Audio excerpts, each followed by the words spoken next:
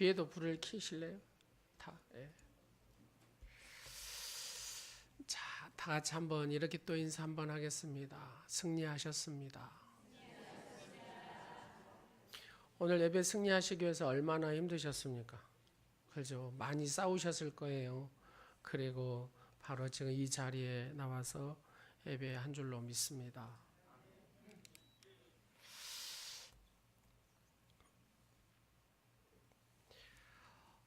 예배는 하나님 앞에 우리가 드리는 것을 예배라고 합니다. 근데 이 예배자에게는 10가지 계명이 있어요. 첫 번째는 예배자는 하나님께 영광을 돌리는 일이 인생의 가장 큰 목적임을 알고 예배에 참여하는 겁니다. 여러분 그렇게 생각하십니까? 두 번째 예배자는 하나님의 구원하시는 은총에 대하여 마음을 열고 응답하라. 은총에 대하여 마음을 열고 응답하는 것이 예배입니다. 세 번째 예배자는 단순히 복을 받으려는 마음을 앞세우지 말고 자신을 하나님께 바치려는 마음을 먼저 가지라. 하나님께 바치려는 마음을 먼저 가지는 예배자입니까? 지금 아무 소리가 없어요. 자신을 하나님께 바치려는 마음을 가지고 예배를 하라고 합니다. 네 번째는 예배 출석 시에 몸을 정결하게 하고 그 다음에 복장을 단정히 하고 기도하는 마음으로 예배하라고 얘기합니다. 다섯 번째 예배자는 바로 이 공중 예배는 모든 사람을 위한 모임이므로 되시는 한 온 가족이 함께하는 예배, 그 예배를 드리는 것이 더 좋다라는 얘기입니다. 여섯 번째는 하나님 전에 들어오면 하나님께 대한 경외, 경축의 태도로 마음을 바치는 예배자가 되라는 겁니다. 일곱 번째 예배의 십계명. 예배 순서는 각 요소는 다 똑같이 중요하므로 우리가 예를 들어서 10시 45분에 예배가 시작이 된다라고 생각을 하시면 됩니다. 10시 45분에. 그러니까 찬양을 백합 찬양팀 나와서 10시 45분에 시작하죠. 찬양, 기도, 고백, 또 찬양, 말씀 선포, 응답, 하나님 앞에 드리는 봉헌, 이런 것들이 자발적으로 내 안에 하나님의 열심으로 우리가 구원을 받았던 것처럼 우리 안에 이 열심을 다해 하나님 앞에 참여하는 것이죠. 이게 예배자라는 겁니다. 여덟 번째로 미신적인 운명적인 예배의 심성을 버리고 창조주이시요 역사의 주관자이시며 인류의 구원자이신 하나님의 승리를 경축하는 것이 예배라는 얘기입니다.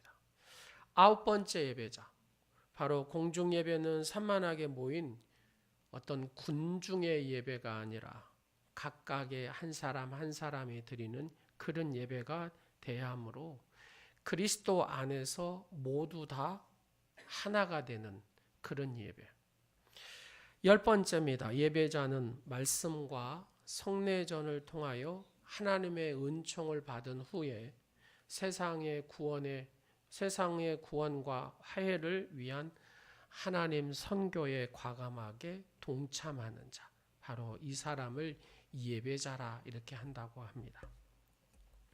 이렇게 해서 예배자를 위한 십계명을 방금 제가 말씀을 드렸습니다. 그러면 하나님께서는 어떤 예배자의 예배를 받으시는가 하는 생각입니다. 그래서 오늘 본문 참된 예배자라는 이 말씀의 제목을 가지고 하나님의 말씀을 증거하려고 합니다. 구약에 아모스라는 선지자가 있습니다. 아모스 선지자는 말 그대로 정의의 선지자라고 얘기합니다.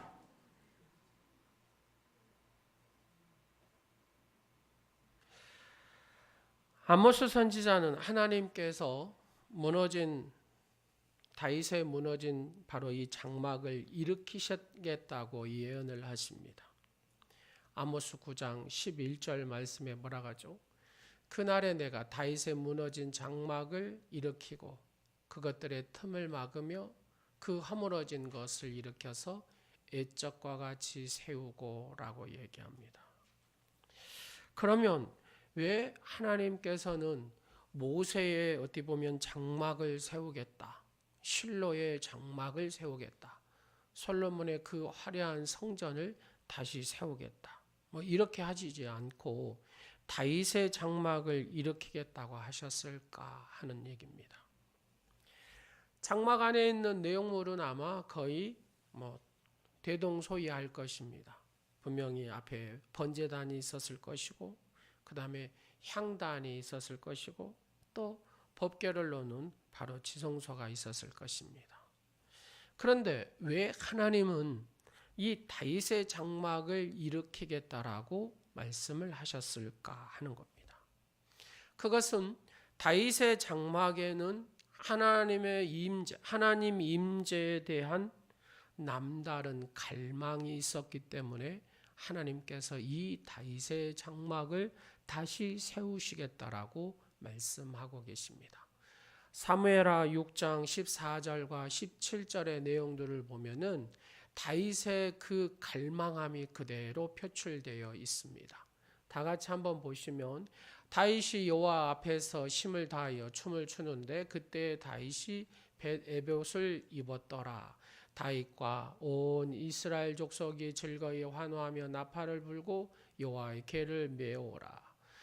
여호와의 궤가 다윗성으로 들어올 때에 사울의 땅 미갈이 창으로 내다보다가 다윗 왕이 여호와 앞에서 뛰놀며 춤추는 것을 보고 심중에 그를 업신여기니라. 여러분, 하나님의 법궤가 이 예루살렘으로 이제 와서 성전에 이제 다윗의 장막에 안치되는데, 그때에 이 다윗 왕이었죠. 온 힘을 다해서 하나님 앞에 찬양했다. 전 그런 얘기잖아요. 다른 말로 표현하면 하나님 앞에 예배했다 그 말입니다. 얼마나 열정을 다했으면 그가 옷이 벗어진 줄도 모르고 그렇게 예배를 했을까. 그래서 하나님은 이 다윗을 인정했다 그 말입니다. 다른 거 다 놔두고 하나님 앞에 그 열정으로 예배하는 그 다윗의 모습을 보시고 하나님은 다윗을 인정했다라는 얘기입니다. 그래서 이 예배가 얼마나 중요한가를 알 수가 있습니다. 요한계시록을 쭉 보면은 천상의 예배 광경들을 쭉 기록하고 있거든요. 계시록에서 이 천상의 예배들을 쭉 보면 얼마나 하나님 앞에 천상에 웅장한 예배를 드리고 하나님 앞에 영광을 돌리는 예배를 드리는가. 그러면 천국에서는 뭐 하냐? 모든 천군 천사와 더불어 구원받은 성도들이 막 예배한다 그 말입니다. 그 모습들을 갖다가 쭉 하는데, 그러면 이 세상에서 예수 그리스도를 믿는 여러분은 이 세상에서 뭐 하냐? 여러분 뭐 합니까? 예배한다 그 말입니다. 예배. 우리는 이 세상에서의 예배 리허설을 하는 겁니다. 그래서 이 예배가 어디까지 이어집니까? 천상의 예배까지 이어진다는 겁니다. 그래서 내가 이 세상에서 어떻게 사느냐에 따라서 이 천상의 예배 모습도 달라지는 것이죠. 그래서 내가 이 세상에 살 때 진정한 예배자가 되어야 천상에서도 진정한 예배자로서 하나님 앞에 존귀하게 쓰임을 받게 되는 것입니다. 자, 그러면 여러분들이 지금 천국에 훅 오셨어요. 천국에 훅 오셔서 지금 천상의 예배를 드립니다. 준비되셨습니까? 예. 자, 다 같이 이 천상의 예배 광경 속에 여러분들이 들어가서 같이 읽도록 하겠습니다. 계시록 4장 8절에서 10절을 봅니다. 시작. 내 생물은 각각 6날개를 가졌고 그 안과 주위에는 눈들이 가득하더라. 그들이 밤낮 쉬지 않고 이르기를 거룩하다 거룩하다 거룩하다 주 하나님 곧 전능하시니 전에 계셨고 이제도 계시고 장차 오실 이시라 하고, 그 생물들이 보좌에 앉으사 세세토록 살아계시는 이에게 영광과 존귀와 감사를 돌릴 때에 24 장로들이 보좌에 앉으신 이 앞에 엎드려 세세토로 살아계시는 이에게 경배하고 자기의 관을 보좌 앞에 드리며 이르되 우리 주 하나님이여 영광과 존귀와 권능을 받으시는 것이 합당하오. 주께서 만물을 지으신지라 만물이 주의 뜻대로 있었고 또 지으심을 받았나이다 하더라. 아멘. 8절로 갑니다. 자, 8절로 다시 한번 갑니다. 자, 손을 이렇게 한번 해보실래요? 손을 이렇게. 거룩하다 거룩하다 주 하나님 고 전능하시니여. 여기까지. 시작.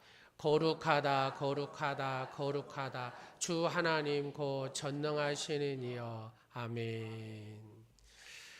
여러분의 입술에서 그 하나님의 거룩하심을 늘 고백하는 거룩한 생각, 거룩한 입술의 고백, 거룩한 삶으로 하나님 앞에 늘 거룩을 찬양하고 그 하나님을 높여드리는 여러분의 삶이 되시기를 간절히 축원합니다. 자, 계시록 5장 11절에서 14절 다시 한번 천상의 예배 봅니다. 시작. 내가 또 보고 들음에 보좌와 생물들과 장로들을 둘러서 많은 천사의 음성이 있으니 그 수가 만만이요 천천이라 큰 음성으로 이르되 죽임을 당하신 어린 양은 능력과 부와 지혜와 힘과 존귀와 영광과 찬송을 받으시기에 합당하도다 하더라. 내가 또 들으니 하늘 위에 땅 위에와 땅 아래와 바다 위에 또 그 가운데 모든 피조물이 이르되 보좌에 앉으신 이와 어린 양에게 찬송과 존귀 영광과 권능을 세세토록 돌릴지어다 하니 내 생물이 이르되 아멘하고 장로들은 엎드려 경배하니. 13절. 자, 13절 손을 이렇게 한번 내밀겠습니다. 찬송과 존귀와 영광과 권능을 세세토록 돌릴지어다. 이렇게 합니다. 시작. 찬송과 존귀와 영광과 권능을 세세토록 돌릴지어다. 아멘. 계시록 7장 9절 11절, 요한계시록 11장 16절 18절, 계시록 19장 오늘 본문 얘기 계속해서 천상의 예배에 대해서 얘기하는데 그 천상의 예배의 내용들이 전부 다 하나님 앞에 쭉 경배와 찬송과 영광과 존귀와 이렇게 하나님 앞에 올려드리는 것이고 그 다음에 아멘 아멘 아멘 하나님을 경배합니다 경배합니다 이렇게 하나님 앞에 전심으로 예배하는 천사가 만만 천천 그런 표현을 쓰는 게 아니라 셀 수 없다 그 말입니다. 온 천사들이 또 구원받은 모든 하나님의 백성들이 다 모여서 바로 왕 되신 아버지 하나님을 이렇게 막 경배합니다. 오늘 이 가슴 벅찬 예배가 여러분의 마음 속에서 이렇게 감동이 되어 하나님 앞에 드리는 그런 천상의 예배자가 되시기를 간절히 축원합니다. 자, 천상의 예배의 특징은 두 가지입니다. 하나는 드림이고 하나는 드림이에요. 하나는 반응입니다. 그러니까 하나님 앞에 드리고 반응하는 것이 이 방금 읽었던 시간이 없어서 다 못 읽었는데 이 천상의 예배가 그렇다 그 말입니다. 첫 번째 드림. 계시록 4장 10절 말씀에 자기의 관을 보좌에 드리며 자기의 관을 보좌 하나님 앞에 드렸다 그 말입니다. 계시록 5장 13절 보좌에 앉으신 이와 어린 양에게 어린 양이 누구예요? 예수 그리스도죠. 찬송과 존귀와 영광과 권능을 세세토록 돌릴지어다. 찬송과 존귀와 영광과 권능을 세세토록 돌릴지어다. 예배는 그래서 드림이다 그 말입니다. 예배는 보는 것이 아니라 드리는 것입니다. 하나님 앞에 뭘 드립니까? 여러분 지금 하나님 앞에 뭘 드리고 있습니까? 마음을. 하나님 앞에 뭘 드립니까? 시간을. 하나님 앞에 뭘 드립니까? 정성을. 하나님 앞에 뭘 드립니까? 찬양을 드립니다. 그렇습니다. 오늘 여러분 이 시간에 이렇게 시간을 드린다는 거 쉽지 않지요. 하나님 앞에 예배하는 거 쉽지 않다고 말입니다. 근데 이기고 오셔서 지금 하나님 앞에 어째요? 시간을 드리는 겁니다. 누군가를 소중히 여기고 사랑하면 그 소중한 것을 주고 싶어 하는 것이 인지상정이죠.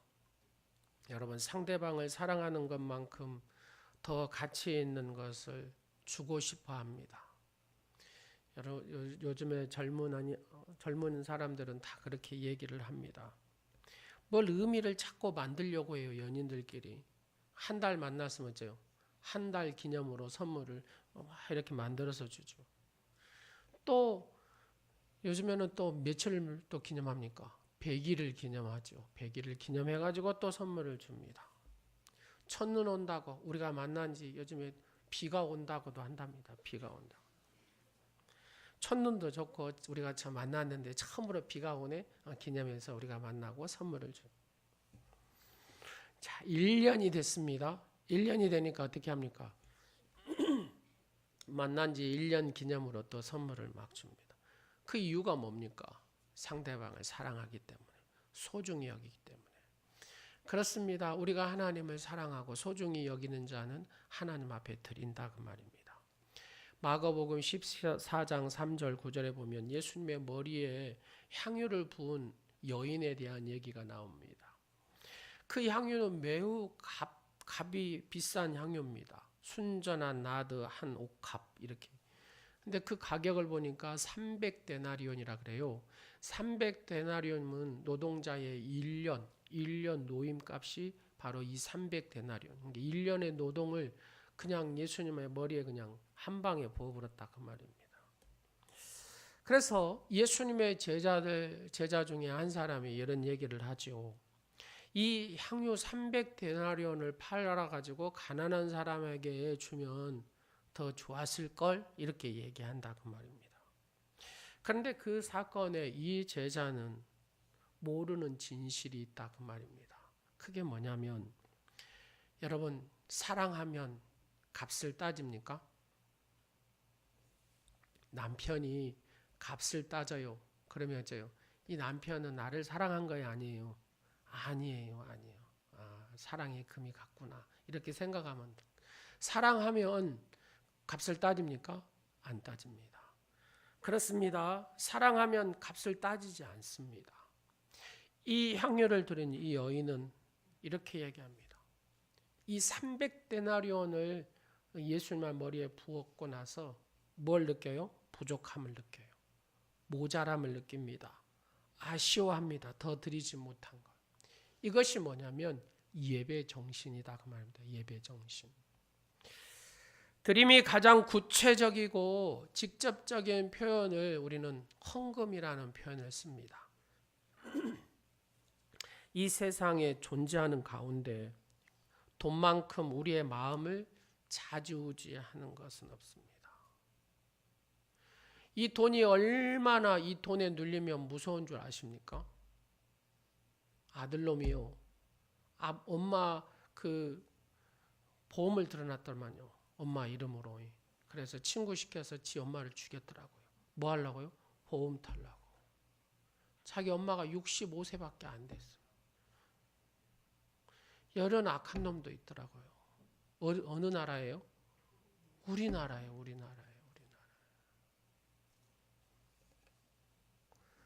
생명보험 절대 들지 마세요. 죽습니다. 자식 믿지 마세요. 내가 충격을 내가 받아가지고요. 주님 오실 때가 되기는 됐나 보다 하는 생각이 들어요. 헌금의 원리는 가치만큼 드리는 것입니다. 고린도후서 9장 7절에 뭐라고 합니까? 각각 그 마음에 정한 대로 할 것이요. 인색함으로나 억지로 하지 말지니. 인색함으로나 억지로 하지 말. 그러니까 고린도 교인들이 뭐 어떻게 했다는 소리인가? 인색함으로 하고 억지로 했다 그런 얘기입니다. 쉽게 얘기해서 성도들이 어떻게 한다고요? 시작. 인색하고 하고 억지로 한다. 뭘로요? 하나님 앞에 드리는 헌금을 말입니다. 우리 온누리 지체는 하나님 앞에 드리는 헌금은 인색하거나 억지로 하지 마시기 바랍니다. 정말로 마음을 다해서 드리려면 어째요? 즐거운 마음으로 하나님 앞에 드리는 예물이 돼야 될 줄로 믿습니다. 특별히 재정의 주권을 하나님께 인정하는 헌금이 뭐냐면 재정의 주권. 이것은 11조 예물이라고 합니다. 제가 우리 성도들 얼마나 11조 생활을 하는가 제가 한번 체크를 해봤어요. 한 60-70% 정도는 하시더라고요. 그러니까 다른 교회에 비해서 그래도 많이 한 편이죠. 많이 한 편. 믿음의 표현, 다른 말로 표현하면 이런 겁니다. 11조는 하나님 나의 재정을 주님께 맡깁니다. 내 가정의 재정을 주님께 맡깁니다 하고 11조를 드리는 겁니다. 주님 저의 살림살이를 책임져 주십시오. 저의 자녀들을 책임져 주십시오. 바로 이 믿음의 표현이 뭐냐면 11조다 그 말입니다. 하나님 앞에 맡깁니다. 나는 계산할 수가 없습니다. 그냥 하나님 계산 방법으로 해주세요 라고 하는 것이 11조의 예물입니다. 그래서 말라기 3장 10절 말씀에 이렇게 얘기합니다. 시작. 만군의 여호와가 이르노라 너희의 온전한 11조를 창고에 들여 나의 집에 양식이 있게 하고 그것으로 나를 시험 내가 하늘의 문을 열고 너희에게 복을 쌓을 것이 없도록 붙지 아니하나 보라. 나를 시험하여. 성경에 하나님을 시험하라는 구절은 딱 여기밖에 없어요. 여러분 하나님 시험하면 어떻게 됩니까? 바로 죽습니다. 하나님 시험하면 죽어요. 근데 하나님을 시험하라는 구절이 딱 여기에 있거든요. 그러니까 너희가 나한테 맡겨라 그 말입니다. 맡긴다라는 그 고백이 다른 말로 표현하면 믿음의 표현이고 헌신의 표현이 11조 예물이다 그 말입니다. 11조 헌금 결코 적은 돈이 아닙니다. 우리가 믿음으로 그냥 결심하고 딱 떼어놓고 이렇게 시작하니까 이게 이 11조를 드릴 수가 있죠. 이 돈을 세기 시작하면 손이 떨려가지고 어째요? 생각이 바뀐다 그 말입니다. 그러면 11조 생활을 해요 못해요? 절대로 못합니다. 저희 가정만 해도 생활비 지출 항목에 바로 이 11조만큼 큰 금액이 없습니다. 그러나 살림살이가 내 뜻대로 되는 것이 아니다 그 말입니다. 하나님, 내 가정의 살림살이가 내 뜻대로 되는 게 아닙니다. 내가 책임질 수 있는 것도 아니더라고요, 하나님. 그래서 하나님 앞에 내가 맡깁니다. 하나님께서 책임져 주세요 라고 이거를 진짜 경험한 사람들이 드리는 것이 뭐예요? 11조 예물입니다. 그래서 하나님의 약속을 믿고, 그렇죠? 하나님의 약속을 믿고, 즉 말라기 3장 10절에 이 약속을 믿고, 아브라함이 드렸던 그 11조 약속을 믿고, 야곱이 하나님 앞에 드렸던 그 11조 약속을 믿고 하나님 앞에 맡기는데 그 믿음의 표현이 바로 11조 예물이다 그 말입니다. 이렇게 드린다 그 말입니다. 하나님 앞에 그 다음에 드리는 것이 뭐냐면 시간을 드리는 것이죠. 시간. 여러분 시간이 곧 뭐예요? 돈이잖아요. 돈.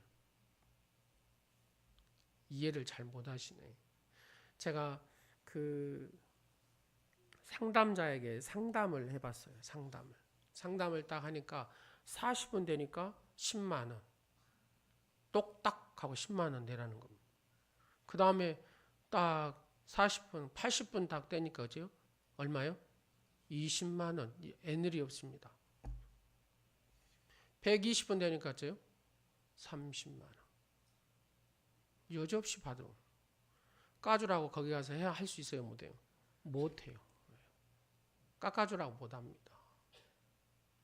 여러분 변호사 찾아가 보셨어요? 변호사 1시간 딱 만나면 얼마예요? 그 사람에 따라서 달라요. 변호사의 실력에 따라서 달라요. 어떤 사람은 10만 원도 내지만 5만 원도 내고 어떤 사람은 20만 원, 30만 원도 내고 어떤 사람은 100만 원도 내야 됩니다. 상담사도 똑같습니다. 사랑하는 여러분, 시간이 돈이다 그 말입니다. 시간이 돈. 예배를 위하여 남는 시간이 아니라 가장 소중한 시간을 하나님 앞에 드리는 겁니다. 이게 예배다 그 말입니다. 가끔 그런 생각을 해봅니다. 될 수 있나 일부 예배도 없애버리고 그냥 11시 예배 온 성도들이 다 드렸으면 좋겠다 하는 생각을 갖거든요. 왜요? 교회가 예배가 2부, 3부, 4부면 이게 교회 하나가 따로따로 있는 거예요. 일부 드린 사람은 일부만 드리거든요. 그러면 일부 교회입니다. 이게. 2부 드린 사람은 2부만 해요. 2부 교회. 예를 들어서 도시교회들도 뭐 3부, 4부 막 이렇게 들으잖아요. 근데 그 성도들이 서로 만나는 시간이 있어요? 없어요? 없어요. 없어. 그건 교회 공동체가 조금 어째요? 안 맞는 얘기이기도 합니다. 온 성도들이 함께 한 번에 예배드리고 함께 나누고 그게 참 중요하죠. 근데 요즘에는 막 직장들 여러 문제가 있다 보니까 그게 잘 안 되죠. 그래서 이제 일부 뭐 이렇게 하는데 정답은 함께 전체 온 성도가 드리는 것이 좋죠. 그래서 짝이 그 부산에 그 전도 많이 하는 교회 있잖아요. 먼현보 목사님인데 그 교회는 예배를 딱 한 번 드린답니다. 예, 예배를 한 번. 온 성도가 함께하는 예배 그거를 지향을 한대요. 그래서 그 얘기를 내가 딱 들으면서 참 맞는 얘기다. 한국의 교회가 그렇게 예배드리면 참 좋을 텐데. 우리가 그러잖아요. 이 시간 저 시간 막 얘기를 하지만 실상은 자기 시간이지 하나님 시간에 맞추지를 않는 거잖아요. 우리는 예배자는 될 수 있는 하나님의 시간에 맞춰서 예배할 때 그가 복된 자인 줄로 믿습니다. 한 40대 외과 의사가 있는데 이 외과 의사는 자기 인생 중에 가장 소중한 시간을 하나님께 드리고 싶어서 선교사로 헌신을 했습니다. 우리 청년들도 있어요. 그런 청년이. 선배와 동료들이 막 책망을 하고 표현상 야 이 미친놈아 지금 이 시점이 어느 때인데 네가 지금 선교사 간다 그냥 막 이런 식으로 얘기한 거죠. 막 걱정도 하고. 왜요? 외과 의사로서 40대는 가장 외과 의사로서는 꽃을 피는 나이가 40대라고 합니다. 근데 선교사로 네가 오지에 들어가면 나날이 발전하는 의학 이 지식들이 막 있는데 그걸 어떻게 네가 지금 따라갈 수 있겠냐? 전문의로 의술로 퇴보할 텐데 너 지금 바보짓 하는 것이다 하면서 막 선배, 후배, 다 얘기를 하는. 그때 이 지원한 이 40대 외과 의사는 이렇게 이 답변을 합니다. 나는 내 인생의 이 황금기를 주님께 드리고 싶다는 겁니다. 황금기를 말합니다. 하나님이 이 집사님을 안 받으시겠습니까? 하나님이 이 집사님을 책임지시지 않겠습니까? 미국의 유명한 레스토랑 칙필레이라는 레스토랑이 있습니다. 방송실 한번 띄워볼래요? 미국에 가면 이렇게 칙필레이라는 이런 체인점이 쭉 있는데 여기에 창시자가 툴리엣 캐시라는 사람입니다. 근데 이분이 이제 인터뷰한 내용들을 제가 한번 쭉 읽어봤어요. 그 내용에 보면은 칙필레이는 지금 미국에 전역에 1,400개의 이렇게 매장을 보유하고 있답니다. 어떻게 보면 뭐 KFC나 맥도날드나 뭐 이런 회사하고 동종기업에 총국으로 2위 정도 된답니다. 미국에서.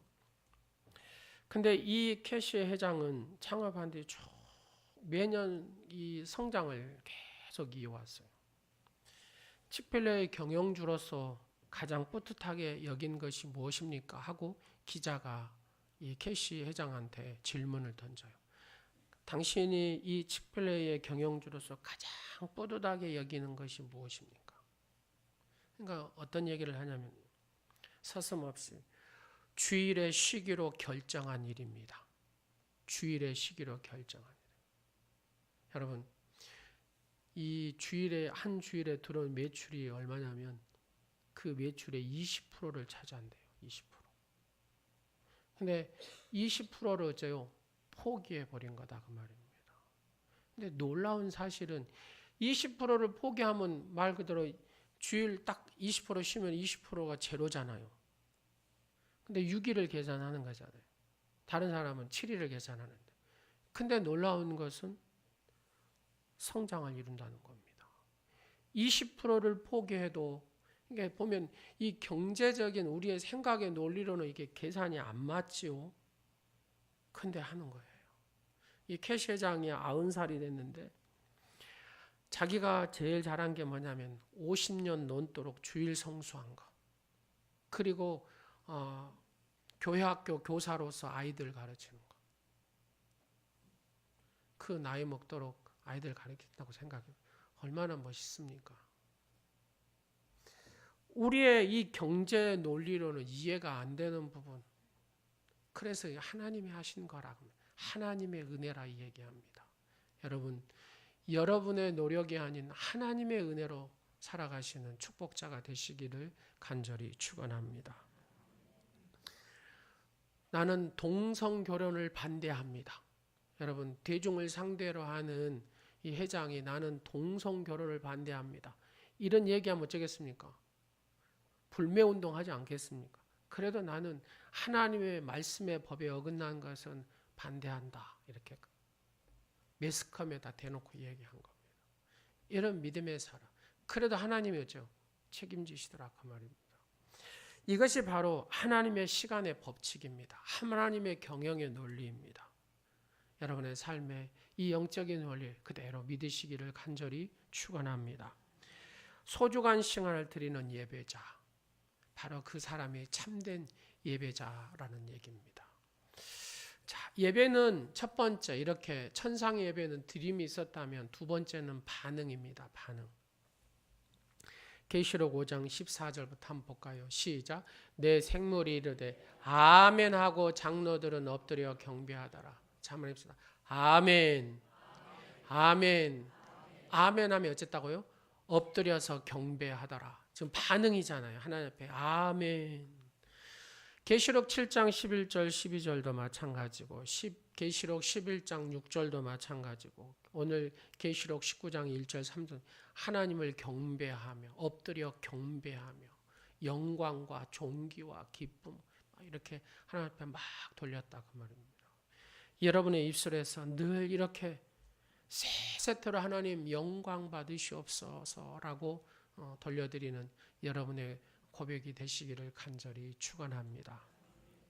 다윗은 하나님의 임재를 상징하는 법궤가 이렇게 막 돌아올 때 그 감격 때문에 장소를 분문하고 막 옷이 벗겨진 줄도 모르고 혼신을 다해서 하나님 앞에 예배하고 뭐 했다는 소리입니까? 반응했다 그 말입니다. 하나님 법궤가 돌아오니까 막 반응을 했어요. 어떻게 해요? 온 기쁨을 다해서 반응했다 그 말이에요. 하나님은 그 모습 다윗을 보셨다. 이것이야말로 하나님께서 다윗을 가장 위대한 예배자로 하나님께서 인정하셨다고 말입니다. 자, 하나님께서 여러분 한 사람을 사랑하는 딸아, 내가 가장 위대한 예배자다. 사랑하는 아들아, 내가 가장 위대한 예배자다. 하나님 앞에 딱 인정을 받는 순간에 그 사람 인생은 어떻게 되겠습니까? 한번 생각해 보십시오. 다윗처럼 하나님께서 책임지시지 않겠습니까? 지금 그 얘기입니다. 너는 정말 나에게 제대로 된 예배를 드리는 예배자구나. 하나님은 딱 그걸 본다라는 얘기입니다. 그 다음부터는 어째 그 인생은 하나님께서 전폭적으로 하나님이 책임지신다는 얘기입니다. 사랑하는 여러분, 하나님 앞에 위대하게 반응하는 예배자가 되시기를 간절히 축원합니다. 그러면 반응을 어떻게 했냐? 첫 번째, 찬양으로 반응했다 그 말입니다. 하나님께서 드릴 최상의 반응은 찬양입니다. 이사야 43장 21절 시작. 이 백성은 내가 나를 위하여 지었나니 나를 찬송하게 하려 함이니라. 하나님께서 어째요? 백성을 만드시고 여러분을 택하여 구원 백성을 만드신 이유는 여러분을 통해서 뭘 받으시려고요? 찬송을 받으시기 위해서 여러분을 택하고 하나님 백성 삼으신 줄로 믿습니다. 찬양은 단순한 음악만으로 의미하는 게 아닙니다. 오히려 음악적인 탁월성보다는 이런 거예요. 쉽게 얘기해서. 옆 사람을 한번 보실래요? 옆 사람을 잘 아십니까? 잘 모르시죠? 그러잖아요. 잘 모르시잖아요. 근데 이 사람에 대해서 깊이 안다고 생각해 보세요. 자, 이 사람을 깊이 알아. 이 사람의 눈물을 흘리는 거예요. 그러면 여러분 어떻겠습니까? 깊이 안다는 것은 그만큼 사랑한다는 거 아니겠어요? 그러잖아요. 자, 우리 임현정 집사님하고 우리 지우 집사가 앉았어요. 자, 임 집사님, 지우 집사가 눈물을 엄마 앞에서 막 흘려요. 그럼 집사님은 울었어요? 안 울었어요? 울었잖아요. 왜? 사랑하는 딸이 우니까. 자, 집사가 막 웃어가지고 기쁘고 막 너무너무 행복해요. 그러면 집사님은 울었어요? 웃었어요? 웃었잖아요. 웃고 막 그러지가. 자, 이거다 그 말입니다. 하나님을 아는 사람. 그러잖아요. 하나님을 아는 사람. 진짜 하나님을 깊이 아는 사람은 찬양을 어떻게 드리겠습니까? 이겁니다. 하나님을 모르는 사람은 찬양을 어째요?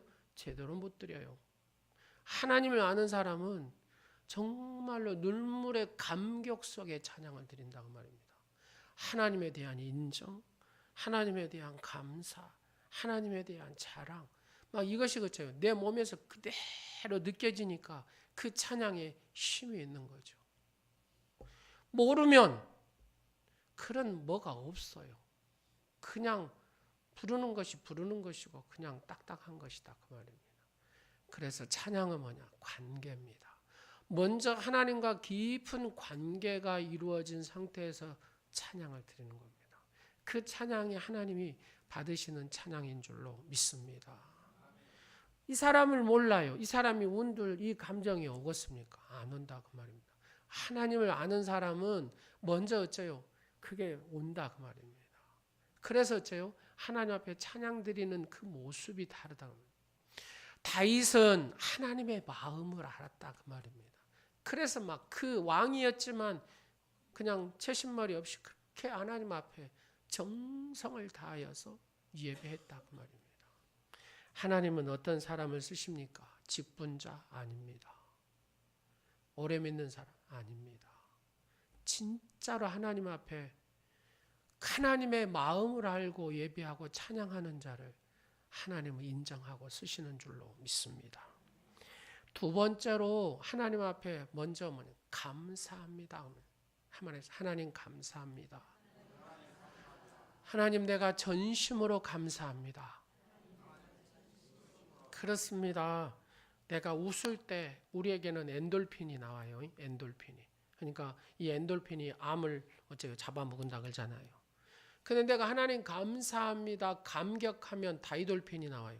이게 엔돌핀의 5,000배가 되는 다이돌핀이. 그런 얘기도 많잖아요. 하나님 감사합니다. 내가 하루에 100번이고 200번이고 300번이고 하는데 하나님 감사합니다. 아침에 일어나서 감사합니다. 그랬더니 내 몸에 뭐가요? 암이 사라졌습니다. 그런 얘기가 막 수두룩하잖아요. 수두룩해. 하나님 감사합니다. 감사합니다. 그 감사의 고백만 했더니 내 아픔들이 다 사라져요. 여러분 시편 138편은 뭐라고 시작하냐면 시작. 내가 전심으로 주께 감사하며 신들 앞에서 주께 한송하며. 그러니까 다른 거 이유 붙이지만 제일 먼저 뭐부터 해보라고요? 그래서 감사. 하나님 감사합니다. 하나님 감사합니다. 먼저 하라. 이유 붙이지 말아. 그냥 감사해라. 그 다음에 2절 3절 쭉 보면 감사할 이유에 대해서 쭉 나오거든요.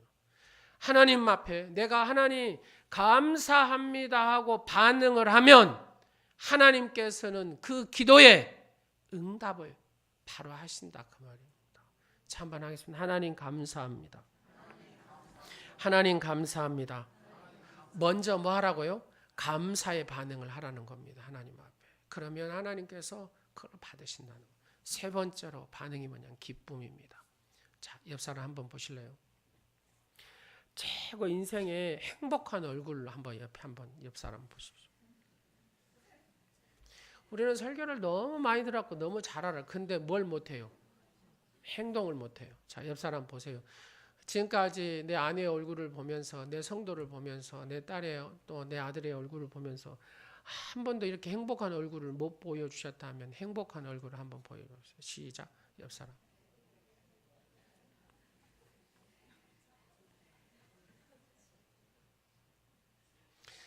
그래요. 기쁨으로 보여주는 겁니다. 여러분 기쁨의 얼굴을 딱 보는 거예요. 자, 얼굴을 딱 봐. 이 사람 얼굴만 보면 내가 막 행복해지는 거예요. 근데 이 사람 얼굴만 보면 어때요? 기분이 나빠. 그런다고 생각해 보세요. 이 사람 딱 얼굴만 보면 기분이 나빠. 그냥 중거 없이 기분이 나쁜 거예요.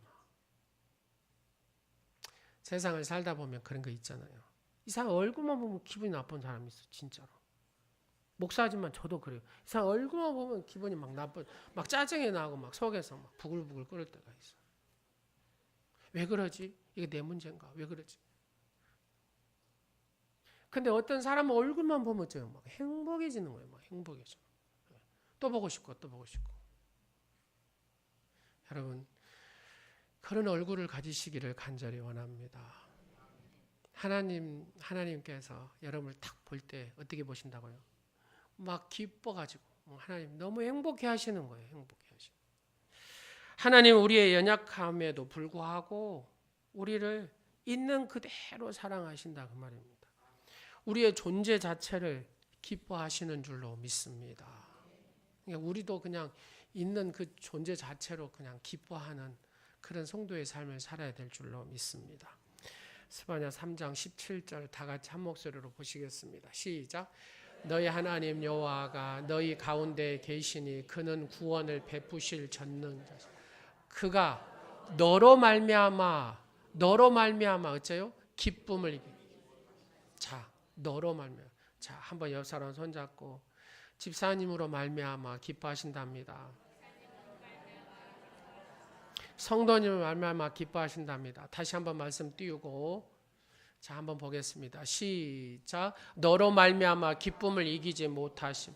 너를 잠잠히 사랑함. 하나님 어쩐다고요? 시작. 한번 옆 사람 보겠습니다. 당신의 꼬라지 얼굴도 하나님은 잠잠히 사랑하십니다. 시작.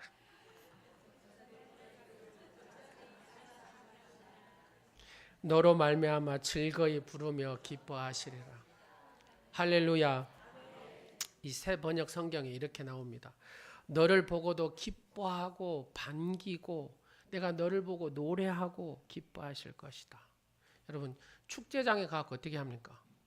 인상 팍 쓰고 이렇게 다닙니까? 축제장에 가서 막 항상 웃고 기쁨으로 가잖아요.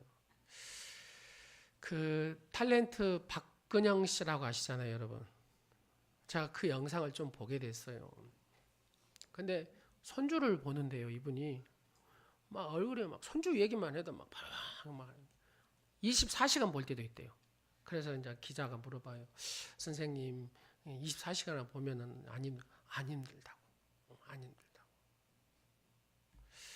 여러분, 이분은 드라마도 많이 찍고 영화도 많이 찍고 해가지고 얼마나 바빴겠어요. 근데 너무 젊어서 바빠가지고 그 아들한테 딸한테 아버지의 그 사랑을 못 줬다는 겁니다.